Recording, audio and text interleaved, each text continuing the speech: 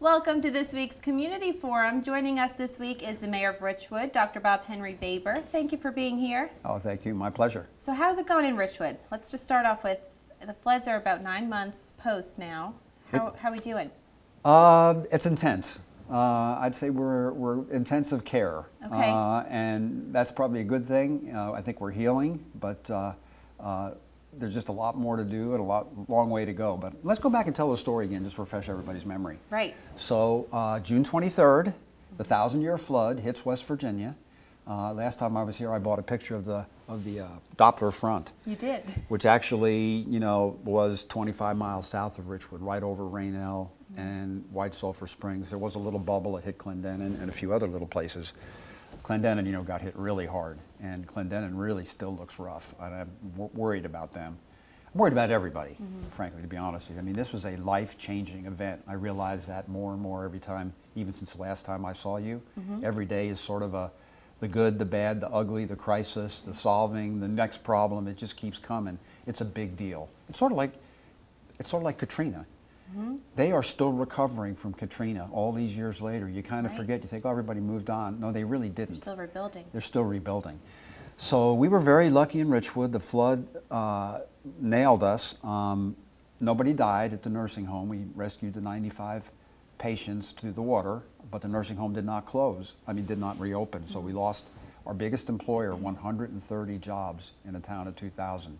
That's huge. Our next biggest employer is the Collins Mill, 65, and of course the schools employed a lot, but now they've been moved over to Craigsville into the temporary facilities, so both the schools are sitting empty at the moment too. So the Cherry River Festival happened about 5 weeks later. We, in that time period, rebooted the Armory. We had no Dollar General, no Rite Aid, no anything, so that became Second City to feed, clothe, get bleach, all the stuff that you have to do to everything. And it was intense, and we ran that facility for 4 months until the Dollar General and the Rite Aid opened back up.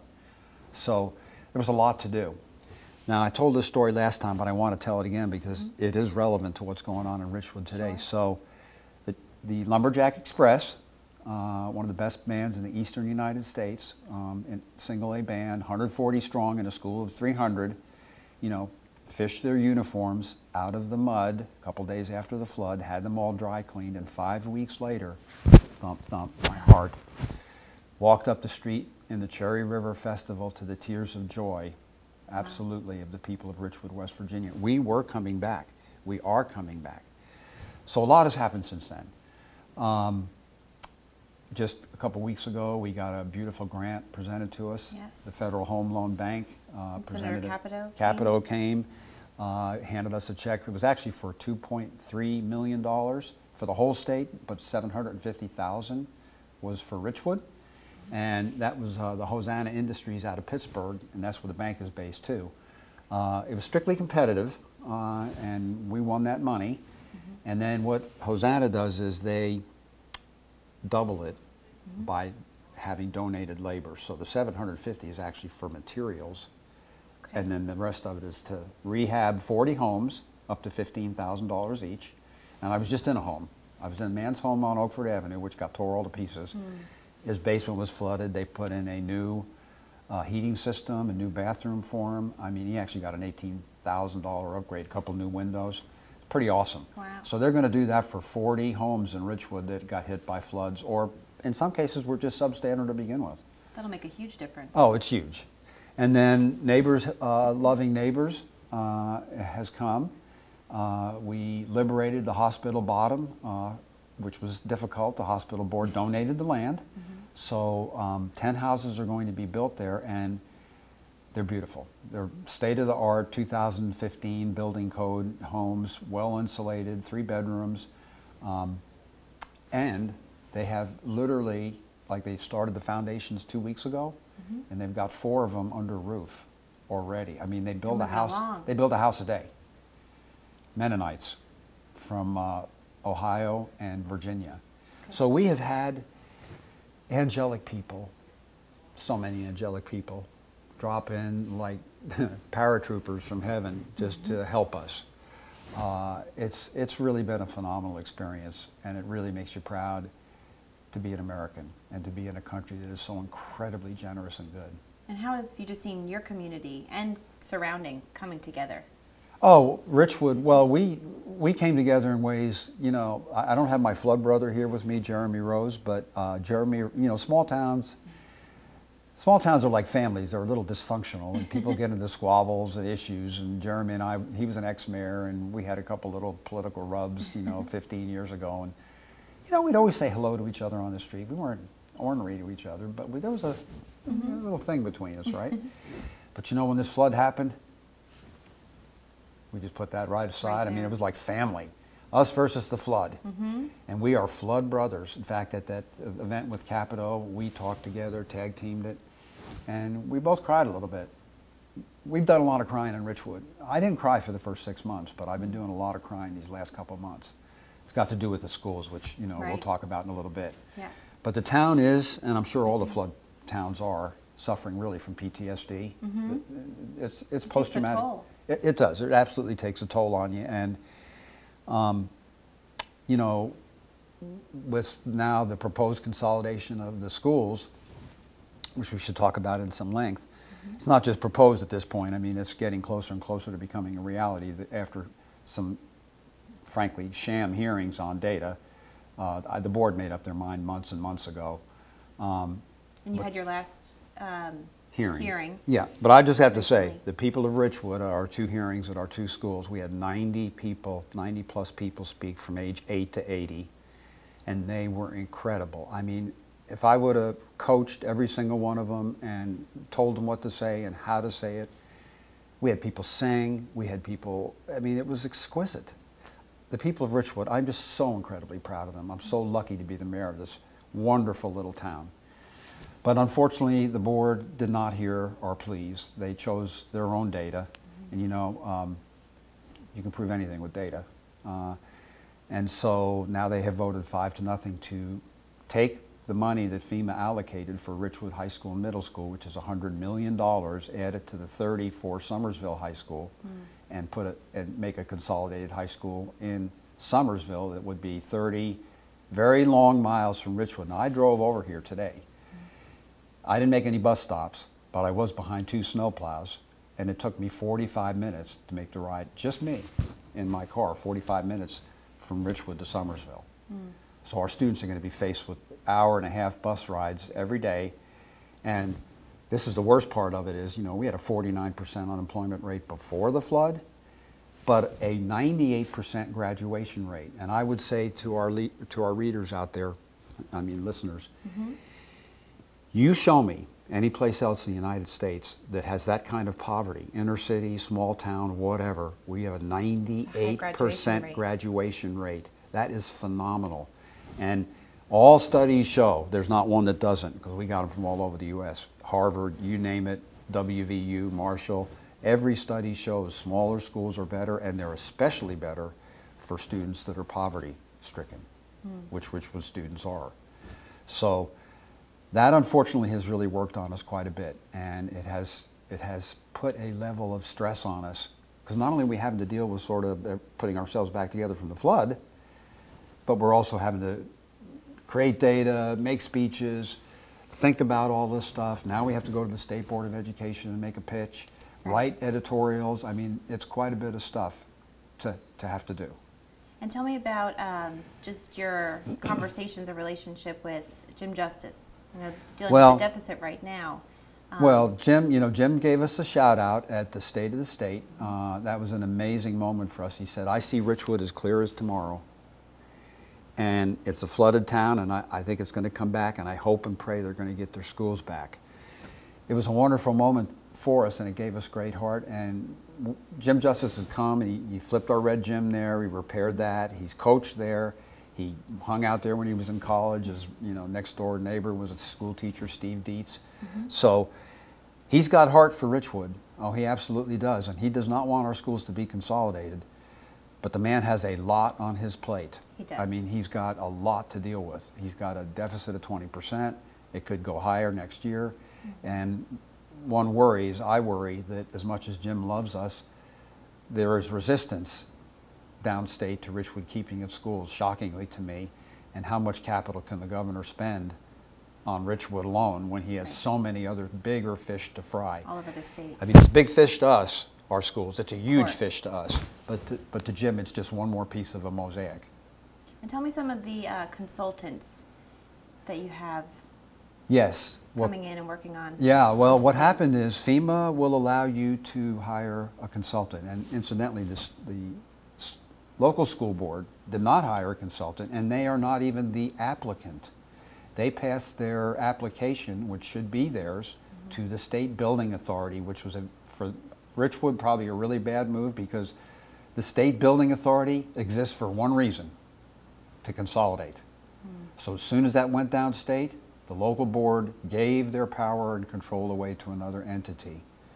So that's pretty disconcerting, and we feel that that's really where the push for the old mantra of consolidation is coming from. The state position, the state default position to consolidate has always been to consolidate, and we just got to stop doing that.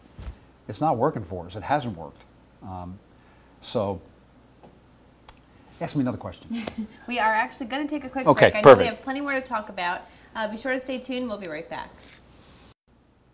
Welcome back, and if you're just joining us, we have the Mayor of Richwood here today. Thanks for being with us, Dr. Bob Henry Baber.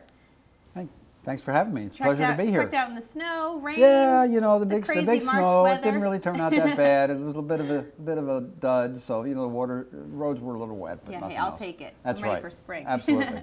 Now, right before break, we were talking about the consultants and some of the loan money and housing. So I want you to. Well, continue with FEMA. that. I'll tell you, FEMA is. This is the insurance claim from. Well, I won't say it, but you can guess. It's just massive. So, and I want to give you some sense of this. So it all has to be done by what's called project work orders. That is each specific piece. So roads would be a piece. Baseball parks, which we're crazily putting together, trying to get everybody ready for baseball, the water intake, the sewer lines, the roads. Each one is a separate piece. Just to give you some sense of how Richwood was hit, the next city to us in terms of how many project work orders they have are 4. We have 24. So in terms of infrastructure, the city of Richwood we just got annihilated. I mean, we just got nailed. So FEMA will let you hire a consultant. It's kind of interesting. They will pay for a person who's a FEMA expert, who is actually like advocates for you as your lawyer. They get paid big bucks. Actually, we had a West Virginia boy, Bill Hines, was our first consultant. He got us through the first quarter. He did a great job, but he hurt his arm, metaphorically speaking.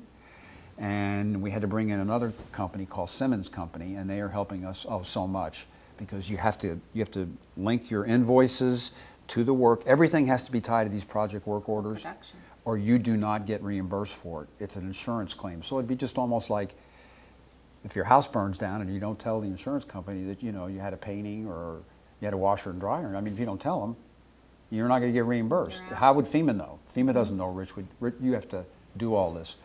So we paid our first consultant, Bill Hines, about $30,000 for about 6 months worth of work. Our new consultants came in. I about fell out of my chair, and they said, well, we're going to be with you for a year, every day, and it's going to cost $350,000. FEMA's going to pay 80% of it, but you, Richwood, are on the line for $50,000 of it. My city council, frankly, about flipped out. But I'll just tell you one of the things that happened last week.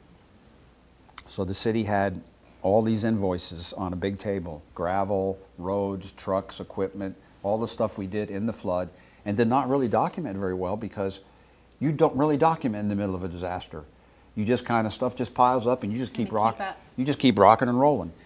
Well, those $800,000 worth of invoices, if you do not get them tied to those 23 projects that I described, you're going to eat it. So our consultants got with our accounting people, and they went into the room and spread them all out on a table, and it took days, and we've now whittled that pile down from $800,000 to $30,000. So the other $770 will get paid, and we won't eat it. And to give you some sense of that, $770,000, Richwood's annual budget is only $950,000. So we can't afford to absorb that kind of loss. And FEMA's willing to pay it. You just have to tell them. But it's very good to have people know how to sift it and get it in there. That. So the other thing that's happened is this Simmons company is also now trying to get with, primarily they're going with United Bank, who is a partner on the Hosanna grant. And we're trying to get a revolving fund loan and a big chunk of money, because altogether our losses so far are around at least $10 million in Richwood for infrastructure. And FEMA only reimburses at 75%, and then the state comes in and does the rest. Well, how would a city of Richwood, with an annual budget of $1 million, come up with that kind of capital? Like, we can't be the bank. So they're working now to get with the banks and get us a revolving fund, which basically is based on, okay, well, this project work orders for $1 million, or $5 million, or $2 million, or whatever it is. So loan the city that money in advance so they can pay FEMA, get the 75, and they get the state's money back, and everybody's happy. So you can see it's quite a bit to deal with. It is. And tell me about the demolitions taking place right now. You had just said there hadn't been new homes built in, was it 30? It's been 30 years 30 since years? Richwood had a new home built, and 30 new homes are getting built. We adopted the 2015 building code, which is the state-of-the-art building code. And just to tell you how that kind of works, so initially the builders were going to come in and they were going to put insulation 16 type. I don't really know what, I'm not a construction guy, but anyway, that's pretty good actually. But the best is 21. And we told the new builders, oh, we've got this new, the new building code, and they said, oh, well, okay, then fine, we're going to do 21. So these new homes, they're 3 bedrooms with 1 bath. They're going to be beautiful. Lifted up out of the floodplain, even though they're in the floodplain, they're up 4 feet, but they're going to be gorgeous. These things, you'll be able to heat them with a candle and cool them with an ice cube, which is great for low-income flooded people, because your utility bills are not going to be, some of these old leaky homes. I mean, heat them in the winters, $200, $300, $400. They're going to be $40 to heat and cool, which is really great. That makes a crazy huge difference. Absolutely. And some of the, let's see, we want to go into the South Fork Lake. Well, South Fork Lake, this is really interesting. Governor Manchin, after the flood, directed the Army Corps of Engineers to go in and study all the watersheds that were affected, the Elk, the Greenbrier, and the Cherry. So I'm going to give you a little ancient history. In 2003, we had a flood that also destroyed all the sewer lines in Richwood, as they're currently destroyed. And we got up ahead of steam to get the Army Corps of Engineers to do a study for a dam on the South Fork. And had we had that dam altogether, because if you add all of our damage together, the houses and the schools, we are looking at probably $150 to $200 million of damage in a town of 2,000, if you can possibly take that in. Had we had that dam, this might not have happened, because Summersville Dam saved Charleston. The water went, this was a very smart thing they did in 1961. Summersville Dam, the water coming off of the high country, filled all the way up. Had that dam not been there, they said the water would have been 5 feet deep in the Capitol in Charleston. The whole Capitol would have been, would have all been underwater. It would have been a massive, this would have been 100-fold the flood that we had. So we want to get a small dam up above Richwood, up South Fork. It won't be huge, but it might be enough to, save us. We can do hydroelectric power, we can create recreation, we can do a timed release and create a new Whitewater River, which ties into our whole strategy of economic development, tourism, culture, value-added wood products. I mean, we've got a vision for Richwood, and I will tell you here right now, we are crawling back. If we get our schools, we're going to sprint back, but I am very optimistic for Richwood. I know what Richwood is. I know where it is, sitting at the foot of the National Forest. I didn't tell you this before, but I am going to tell our readers. You all need to come to and listeners, you all need to come to Richwood immediately and buy a house. Yes. Because I just bought one. I just bought a house up in Orchard Heights. Okay. It's in the woods. You look down on little old Richwood, the twinkling lights below the city. It's 4 bedrooms, 3 baths, landscaped with a garage. Turn the key, go in. $20,000. Unheard of. Amazing. At the foot of the National Forest, there's no place like this anywhere else in the United States. Anywhere. That kind of land at that kind of price. The historic district is coming back. Little shops are starting to come up, art galleries. We're gonna be the next Fayetteville. You're coming back. We're gonna be Lewisburg in hiking boots. There you go. That sounds even better. Yeah. Now tell me, I'm interested to learn about the Abaguchi. Well, I'm the just gonna leave it Abaguchi, at that. we need to have a little levity in our conversation today. So one of our 20 flooded roads I came to discover one day was Abaguchi Street. Somebody came in and said, Abaguchi Street got flooded. I was like, what? What? Who? Where? What? What do you mean? How do you spell that? What is that? So, of course, you know, we Googled it, and up comes Abaguchi. And all you folks can Google it when you get off here, and what you're going to see is a Tasmanian-like creature that's from South America. It's mythological. It devours everything, and when it can't devour anything more, it devours itself. So now we're thinking about and going to create Abaguchi Day in Richwood. There you go. And we're actually going to have a sign when it comes into Richwood that says, Richwood, West Virginia, home of the endangered Abaguchi. Abaguchi. Right? And I suspect when we have this new festival, and we're going to have many, that we're going to send the kids all up to the Cranberry Glades. And I have a feeling that Abaguchi might be sighted by some kids, and we might get a little mythology going around all that and have some fun. Abaguchi t-shirts. So we have ideas for many things like that. The Ramp Feed's coming up April 22nd. Yes, we're heading into spring. Yeah. Tell us about those events coming up. Well, April 22nd is our first big event. The Ramp Feed, 1,000 get fed. It's still happening. Don't worry. Even though it used to happen in the school, it's going to happen in the Cherry River Elementary School. And it's a wonderful event, arts and culture, music. And then later on in June, the next big event will be the Past 80 Party, which has been going on for, I think, almost 80 years, where any person that's 80 years old can come, get a free Christmas in June. Oh, and they get a Christmas stocking. I mean, can you imagine? So this is the kind of town Richwood is. It's pretty awesome. It is, and you said the historic district is really revitalizing. Well, yeah, we've hooked up with the the whole art scene. We got 2 or 3 people who are going to open up galleries. Sherwin-Williams has been a huge partner to us. They donated 1,500 gallons of paint to Richwood so far, out of Oak Hill, Beckley, the whole state actually. And they're going to come and give paint for the new houses. But they've also said they're going to come and help us repaint the historic district. And we've got some nice buildings, the old bank and the old Snyder building that are just begging to kind of be gingerbreaded up. So mark my words, by the end of this summer, Richwood is going to be a different looking town. It's pretty exciting. Everyone needs to definitely head on out, especially as this warm weather comes. Come and see me. I am excited. I can't wait. Yeah. Not too far. I have my number out there, drive. guys. So you can Google. You can just email me, bobhenrybaber@gmail.com. That's easier to remember, all lowercase. Just email me. Come to Richwood. Okay. I'll give you a key to the city. I'll walk you around. I'll have the scavenger list of the cheap houses. Some of them are going for 5, 8, 10, 12,000. Yeah, they need work. My kid. They need work, but hey, come on. There we go. And you do have a rally coming up this Friday? We do. We really would like to ask everybody to join us down at the Rotunda in the Capitol. We're having a rally for Richwood schools. If you can't go, please call your state senators, call the State Board of Education, and express your support for Richwood to get the 2 schools back that FEMA promised us, and that the superintendent and the state board promised us too right after the flood. They said, over our dead bodies will these schools be moved from Richwood. What happened? Something happened here. Now the whole thing is going to Summersville. Summersville does not need our schools. We need ours. They are the heart and soul of Richwood.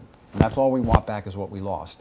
And please, don't change the plan to put consolidation in it. It wasn't in it before. $1 million in new windows was. Don't use the flood to steal our schools. We don't do that in America, and we don't do it in West Virginia. Well, it's so great to see the community just supporting one another and all coming together and really trying to revitalize. It is. Well, the people, I just say, the people have been amazing. So loving to each other. So it's a wonderful thing to be the mayor of Richwood, West Virginia. And I want to let you leave our viewers with some final words and what your hope is for the next 6 months. Well, my hope would be that the State Board of Education says to Nicholas County, no, you can't consolidate that way, but we have an offer for them. Come back and sit at the table, and we in Richwood, we don't need $100 million for our 2 schools. We'll throw you $35 million back over to Summersville, add it with the 30 you've got for your middle school, and we will have 2 complexes. And we can afford 2 complexes. They'll be beautiful. Two complexes 30 miles apart, one serving Richwood and eastern Nicholas County, the other serving the western part. 2 towns, 2 schools, Lumberjacks and Grizzlies, fighting it out, 2 bands, 2 everythings. 2's better than 1. He's always better than one. Well, thank you so much for being here. We love having you come join us. Oh, it's my pleasure. I love this station. It's always, WOAY has always been a favorite of mine. Oh, well, we love to hear that. And thank you for joining us. Be sure to have a great rest of your day.